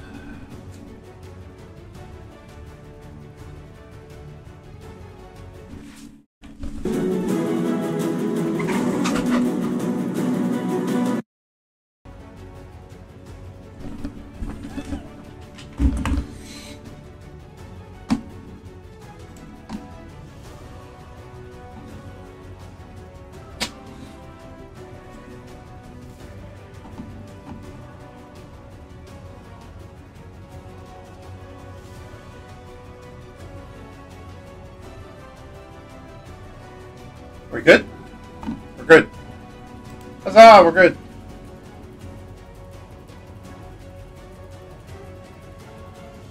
Go Ray of Torpedoes. Wait, sorry, Fox Warrior, I have not actually been seeing any of your messages. I've been too focused on the actual fight. I didn't know you were here.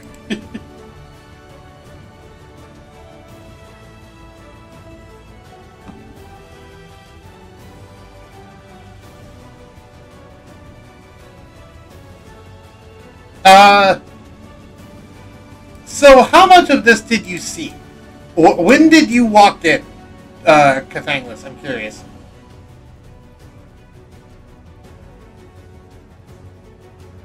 How much of this fight were you here for? Also, yeah, currently it's Grognak's turn. So, Grognak, end of turn 3. Now I need to measure some distances.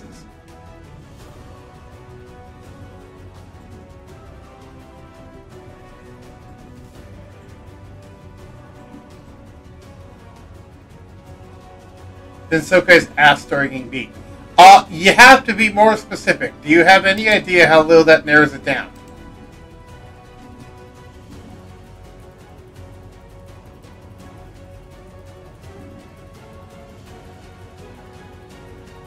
$100 and so feet. Okay.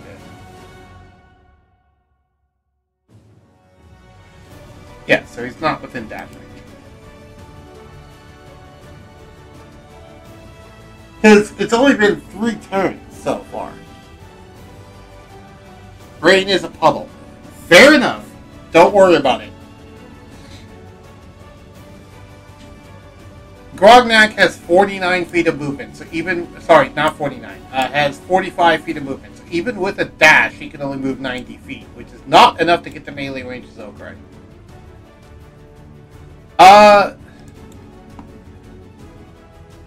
Turn 1. Fair enough. Grognak is very pissed off. I snuck in. Fair enough. Guardian is very pissed off and is just barreling towards Zokarye at high speed. And throws his axe again. And says, yeah, not so tough now, are you? Not so tough now. As he's just hucking this axe at him.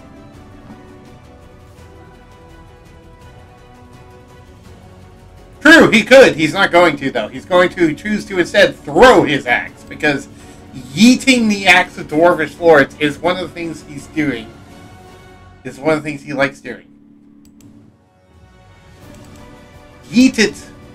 And as we found out, Grognak's way tougher than even I anticipated.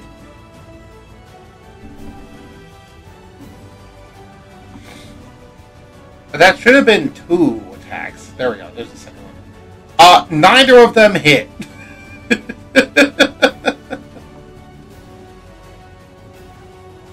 And they weren't even supposed to have advantage. And even then, neither of them actually managed to hit. It has the thrown property and can warp back to his hand. Yes, those are abilities.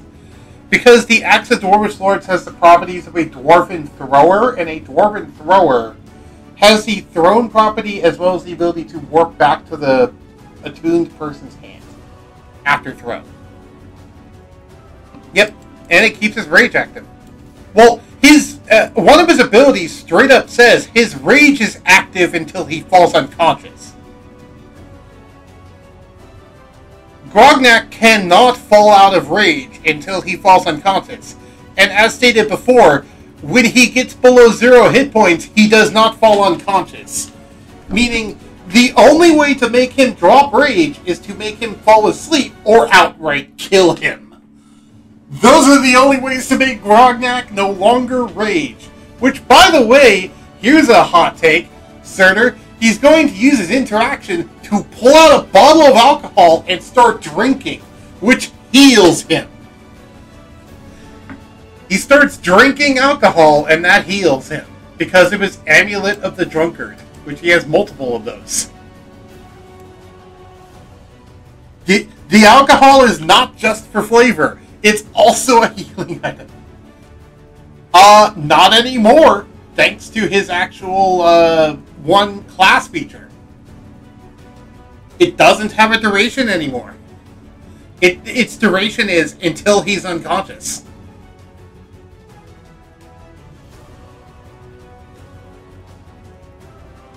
Normally, yes. Normally, though, yes, it would have a duration.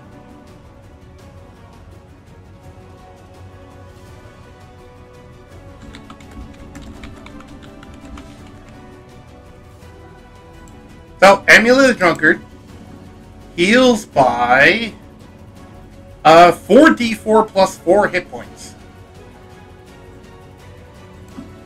And it says it can't be used until next dawn, but he has quite a few of these. So, 4d4 plus 4. So he will regain 13 more hit points. That'll be the end of his turn. Yep. It's amazing that part of his normal kit. That's why I called it a duration of yes, indeed. Thirder is talking in stream chat, by the way, if you're wondering where they're talking to English. Kathanglis is talking in Discord D&D 5e official sessions tech chat. If you're wondering where they're talking, Sardik. Okay, now we get to the top of turn 4 with Zokarye again. As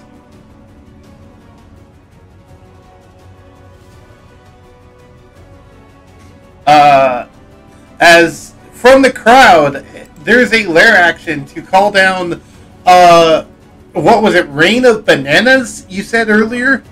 As bananas begin to fall onto the field, I will have both competitors give me a dex save. Grognak.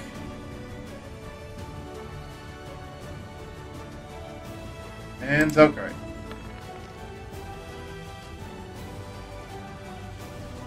Both of them make it. As the field is now covered in bananas, and there is a possibility of slippage, aka it's difficult terrain now. Zokarye says, looks at this, and then just starts thinking again at one in his kit he wants to use.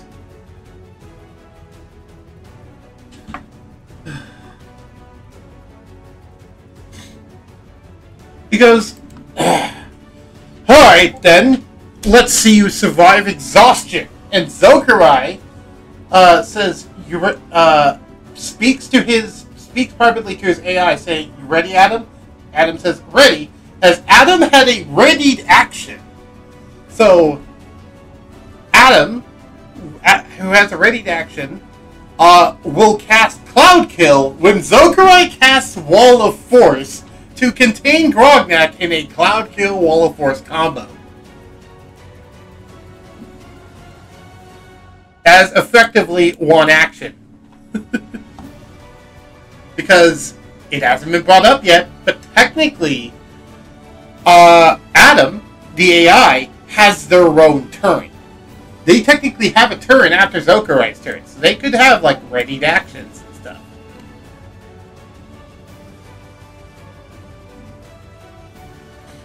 I didn't know Zokarye would be in this situation. To be fair, he found a way to cheat Adam into the actual arena legally. And he also didn't know that dumping 200 charges into Grognak wouldn't kill him.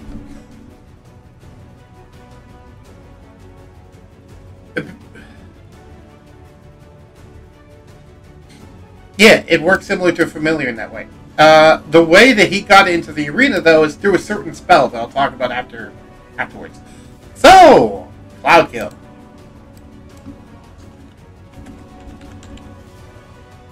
Cloud Kill, Wall of Force.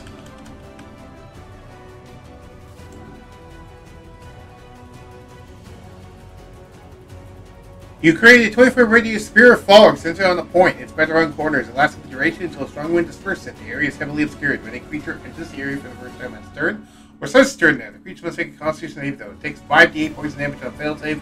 Absolute successful one. Creatures are affected even if they hold their breath and don't need to breathe. The fog moves 10 feet away from the start of your turn, the vapors being heavier than air, etc. This will concentrate and last for up to 10 minutes. Yeah. Which, to be fair, I do know what spell it is. So, for 10 minutes, Grognak is going to be in there, taking poison damage. Unless he can find a way to break out. As he is effectively contained in a 10-foot box that I will then draw. I did not mean to do freehand. Ignore the blue line I just put over Grognak's face. No, I want the rectangle tool. There we go. Say this is the Wall of Force. He is now contained in this Wall of Force, which also has a Cloud Kill in it. I mean, to be fair, Zokarye does have the Ring of Grammarian. He could try to cast Cloud Kill, but he's not going to. So, now we're under an interesting situation. So Grognak will have to make a con save. Against a spell save DC of... What's Zokarye's spell save DC? That's a good question. 25. Okay. Grognak, do you have anything that makes you immune to... Do you have anything that makes you immune to poison damage? I know you're resistant to it.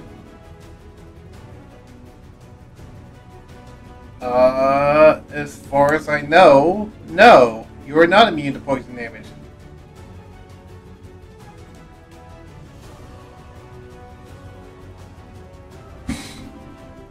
Meaning, Grognak, do you have any way to get out of here?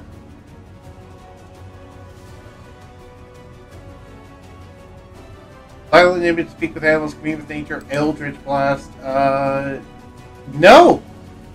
Actually. So, Grognak's just gonna kind of sit in here, and he's gonna be stuck here for basically 10 minutes straight, because he has no way of getting out of here, because he has no way to make Zokarye break concentration on Wall of Force, assuming Zokarye is even the one concentrating on it. It might be Adam. He has no way to get out, he has no way to teleport. And yeah, he has a really good con save, and he has resistance to poison damage, and is also regaining hit points every turn. But he is still just kind of stuck in here for 10 minutes. And he also can't breathe in there, as far as I know. Because doesn't Cloud Kill prevent you from breathing?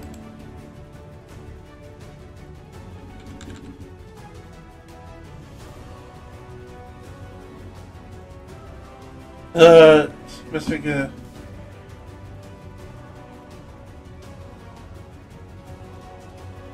Okay, let me go look this up real quick.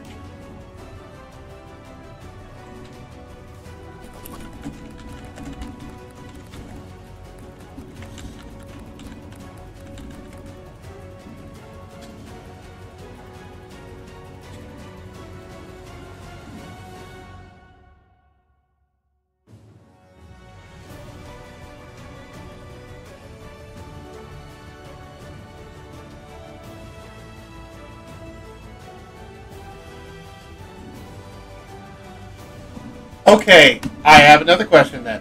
Does he have access to the Sickening Radiance spell?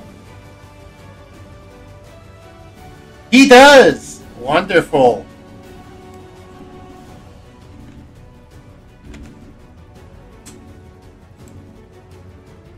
So, Zokarye, at one point, after sitting there for about, let's say, a minute or so, realizes that Grognak is not actually dying, and goes, okay, fine. And he's going to do something risky. He is going to teleport. Does Wall of Force prevent teleporting? I don't believe it does. Wall of Force does not prevent teleporting, I believe.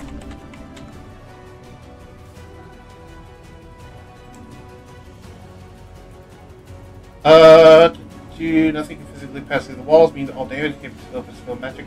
Nothing can physically pass through the wall, but he can teleport through the wall. So, yeah, he'll teleport inside the wall and cast Sickening Radiance on the interior of the thing, and then Adam will teleport him out of there.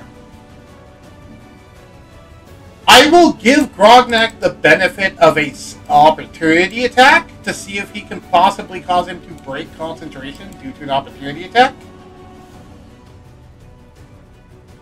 Also, yeah, Surtur teleport across his own wall like 8 times. So I'll give him the benefit of opportunity attack to try and break the concentration. But if he doesn't, he's probably just going to die from Sickening Radiance.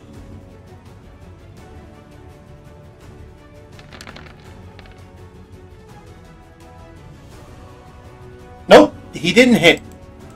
So, yeah, Zokarye Zokarye teleports in, casts Sickening Radiance, is subjected to the effects of it and Cloud Kill at one point, was when he enters, which is annoying, but then teleports away. And then he says, well, you tough bastard, I'm just going to have to microwave you to death. The funny part is, half the people in the crowd don't even know what a microwave is. But I do. Zokarye says, as he just kind of sits there and tries to nurse the pain in his left arm, which was still cut off from Grognak, as Grognak begins to cook inside of here. Now, you might say he has really good con saves. Okay. But let's talk about how many con saves he has to make.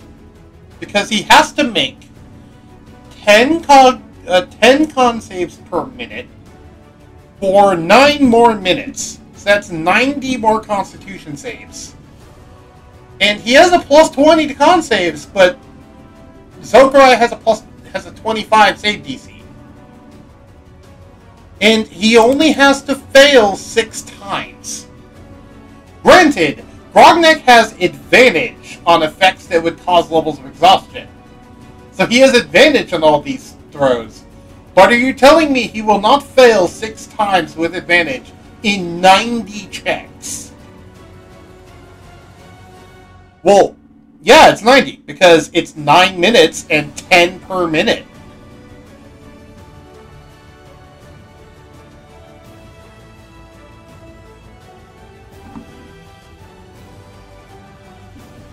Because a round is 6 seconds, and there's 10 rounds in a minute. No, it's not likely. Statistically speaking... Oh, Sugar, do you know any way to figure out the math on that? Because I have no idea. But what would I even do to figure out the math on that? No, Zokarye is not immune to Cloud Kill's poison damage. I'm assuming he took poison damage as well as probably some radiant damage. Grognak is also under Bless, true. So Bless is also a factor in this. Which does mean it's even harder for him to fail.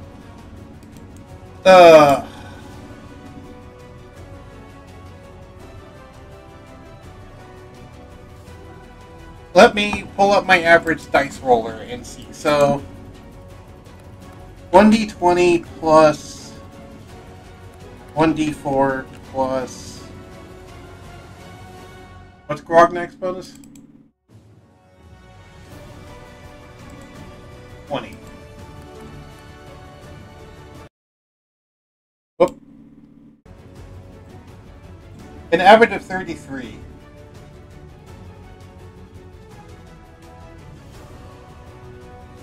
So it says, with my average dice roller, it says with 1d20 plus 1d4 plus 20, he would have an average of 4% of them being, he would have an average of 8% of them being 24 or below. So 8% of them would be 24 or below, 8% of 90. 90 times 0.08 is 7.2, meaning yes, on average, he would die from exhaustion levels. Because on average, he would fail 7.2 times.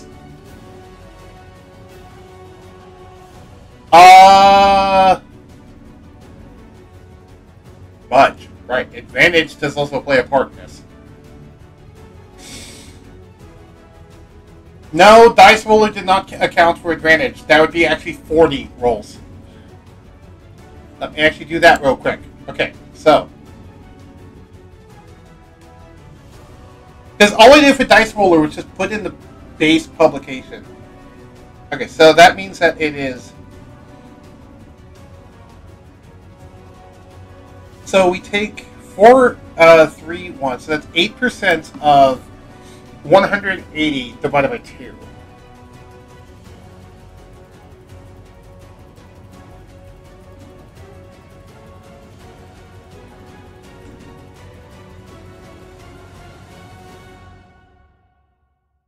Oh. Because I did 1800.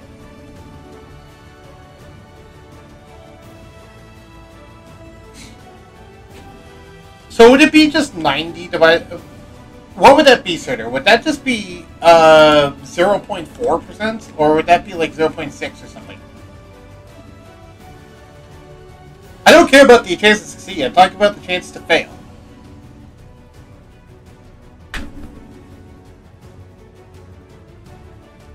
I need to see if he fails enough times in 90 checks. And I don't know how to calculate it otherwise.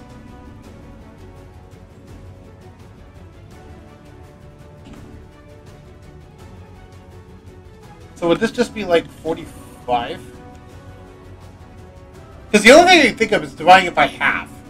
But I don't think that does not feel correct. But I guess that is the correct one. So he would take 3.6 exhaustion levels, aka 3 exhaustion levels. Let's just round that up and say 4. 4 exhaustion levels. But he's still alive, and Zokarye, after these 10 minutes, sees that he's still alive and says, How are you still alive after all that? Now, the question more would be, how are you still alive after all that? For reference, by the way, he would have disadvantage on all ability checks. His speed would be halved. He would have disadvantage on all attack. Actually, there's a factor we need to calculate into this. Once he fails 3 times, he has disadvantage on all saving throws. That actually matters.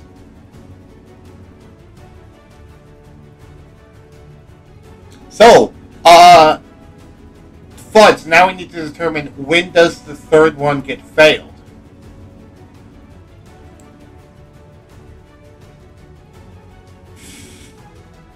Oh boy. So,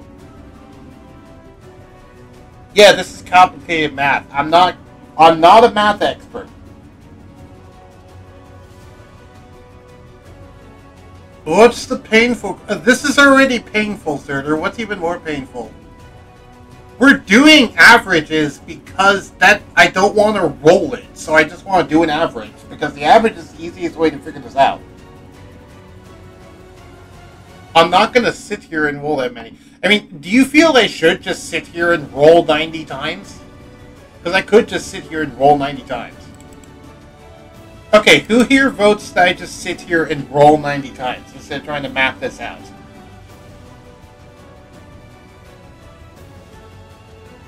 I don't mind either way. Both of them are going to take a lot of time. Surtur, Kathanglis, what are your votes?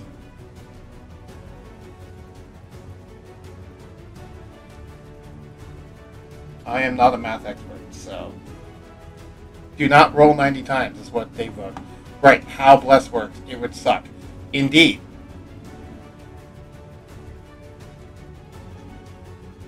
So that's why I'm just using the average, because it's the easiest method I know.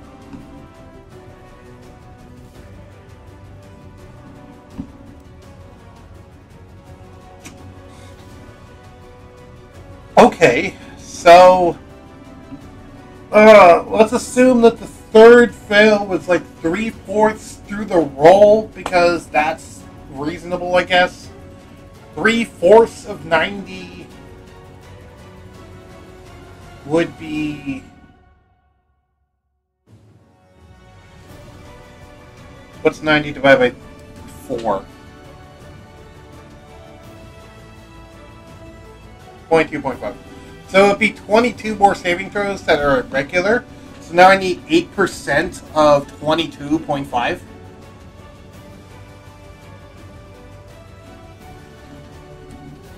$1.8. So that's 2. So let's call that 5. 5 failed saves, aka 5 exhaustion levels.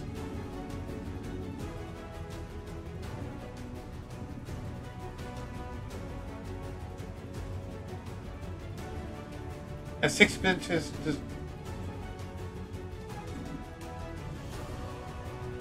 So that means his speed currently, he has disadvantage on all ability checks. His speed is halved. He has disadvantage on attack rolls and saving throws. His hit point maximum is halved, and his speed is reduced to 0.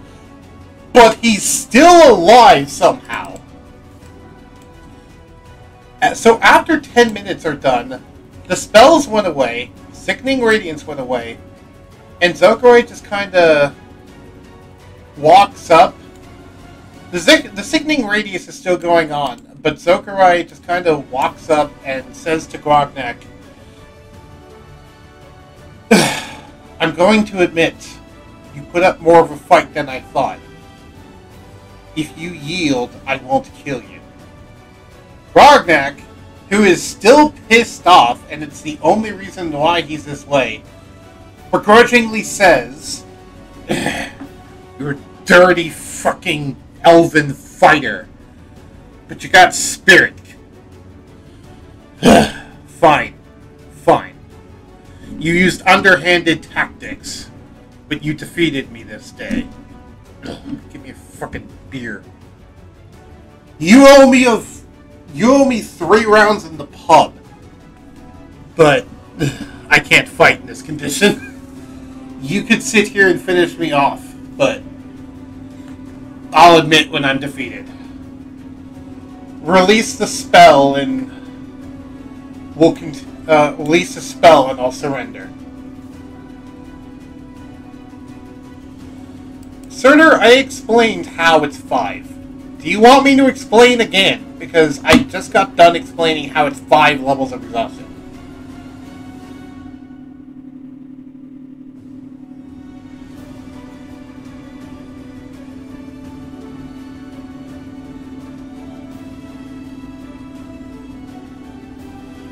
Anyway, Zokarye says, "Alright, if you'll keep your word to that." Zokarye teleports back and releases a sickening radiance. Grognak, who's on the floor with his speed still reduced to 0, tries to move, but isn't able to move, but says aloud, with a loud growl, says, I yield! And then Mimi says, is that... He says,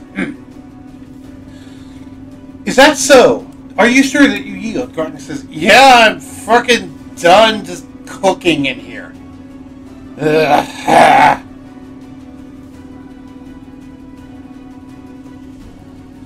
Yeah, you should have listened, Surtur, because I did the math.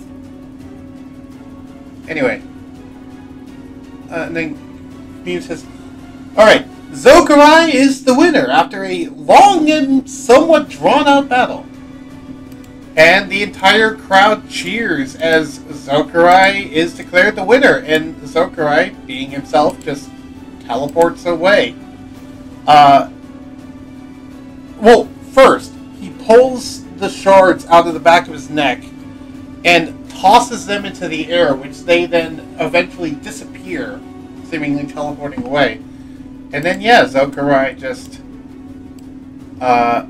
teleports to the iron gates and walks through them. Grognak, who's still on the floor, is waiting for the luminescence to come with a stretcher and drag him into the medical bay. And that will be the end of this battle. So, an exciting conclusion to a battle. Yeah. So, I will explain the math again. The math was, I was trying to calculate when he got his 3rd exhaustion level, because the 3rd exhaustion level is what would trigger disadvantage on saving throws. The amount of exhaustion that he got was the amount of fails he got was 3.6 before, which I rounded up to 4. And so when I said his 3rd exhaustion level, I went with the idea of, okay, so he got 4 fails before. So I took those 4 fails and said, okay, so I'll say he got his 3rd exhaustion level 3/4 of the way through. Because that gives me an indication. Then I went, okay, so now if we only take 1/4 of the rolls, how many of those would be fails? That turned out to be 1.8, because 22.5, 8% to 22.5 is 1.8, which I rounded up to 2. So it was 3 plus 2 equals 5. That was the math. What do you mean 3.8? I said 3.6. And it was right here. Because I took 45... because I took 45 rolls, 8% of 45 rolls. Because I was trying to figure out how to calculate advantage. So I just went advantage. Okay, we'll just take half the rolls. Because that's the only thing I could do to figure it out was half the rolls. I'm explaining to Surtur in Twitch chat, because I'm still live streaming. I'm explaining to Surtur in Twitch chat how I did that math for him having 5 exhaustion levels. Basically, there was 90 checks he had to do. Because he had advantage, I cut those checks in half from 90 to 45 to account for the advantage. And I already knew 8% of it was fails due to the average dice roller. So it took 8% of 45. Oh, it would be 8% and 8%? Okay, so that's actually different. I'm sorry, I did not know. Yeah, I calculated that wrong, evidently. My bad. So it'd be 8% and 8%. So it'd be 90 times 0.08 times 0.08. Or 0.56. Okay, so to be fair, Grognak probably shouldn't have taken nearly that many exhaustion levels. But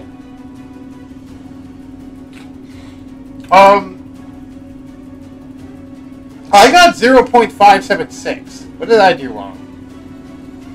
How did you get 0.0064?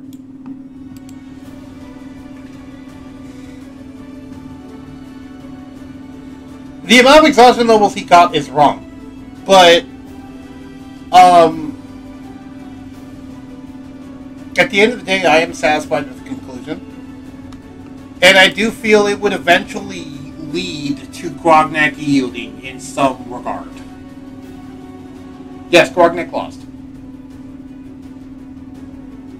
No, I'm not talking about per roll. I'm talking about overall. I was calculating it overall for the 90 rolls. Sorry. That's where we get confused. Because I didn't really care about per roll. Per roll was not the thing I was worried about. It was more about the holistic... How many saves are they doing? Yeah. Basically, Grognak surrendered because Zokarye couldn't figure out a way to permanently kill Grognak, but Grognak couldn't really hurt Zokarye that well. And it was clear to Grognak that what damage he did do wasn't actually lasting damage because I didn't bring it up directly, but all of that was taken off Zokarye's temp HP. The only actual physical damage he took was losing his limb, and even that didn't disable him forever. Yeah, we aren't rolling 90 times. That's too much work. Yeah, overall he would have had maybe 1 level of exhaustion, but I'll put it this way, Surtur. What's stopping Zokarye from just doing Wall of Force Sickening Radiance again? He could have just kept doing that over and over until Grognak died from it. And there's not much Grognak could have done to stop him. Like, we could sit here another 50, 60 minutes of the battle and just do that, but the conclusion's going to be the same, largely. It's just going to take longer. We'll say in canon that it did take... The battle took an entire hour. We'll say in canon the battle took an entire hour. And that, yeah, he did end up doing the Wall of Force Sickening Radiance combo like 5 to 6 more times. Sorry, no, 4 to 5 more times. Before eventually Grognak surrendered. Just so that the math checks out better. Because it's like just under an average of 1 per... Well, if it's 1 per, but he does it like 5 more times, that should be on average like 4 to 5 exhaustion levels, which is enough for Grognak to go like, yeah, no, I'm done with this. I'm done being made a fool of. You aren't an honorable fighter. I'm not going to get an honorable fight from you. I just want to end this here. Yes, Zokarye has chinks in his armor. He always has. He's been putting so much stuff in himself to keep himself alive because he knows he's not exceptional.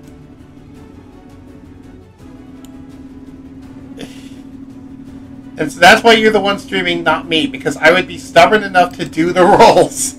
Indeed.